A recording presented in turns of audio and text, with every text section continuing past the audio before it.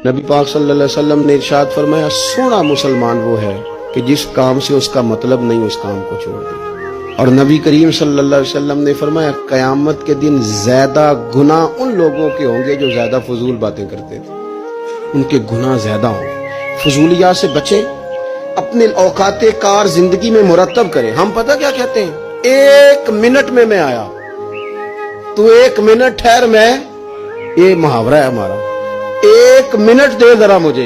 तो मैं अक्सर दोस्तों से कहता हूँ कि जो 1 मिनट है ना, इसे क्यों जाया करते हो, क्यों कहते हो 1 मिनट ठहर, क्यों ठहरे भाई? आपको पता है मिनट में क्या होता है?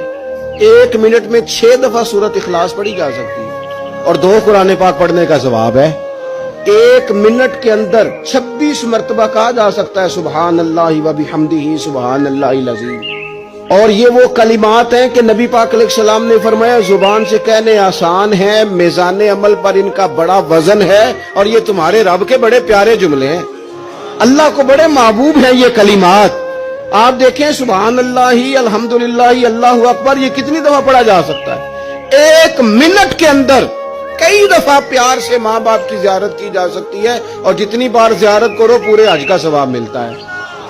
1 मिनट के अंदर फोन उठा के किसी मरीज की इजाजत की जा सकती है। और मेरे नबी पाक सल्लल्लाहु अलैहि वसल्लम ने फरमाया, जब तू मरीज की इजाजत करता है तो खुदा की रहमत का दरिया बह रहा था, तूने उसमें गोता लगा लिया है।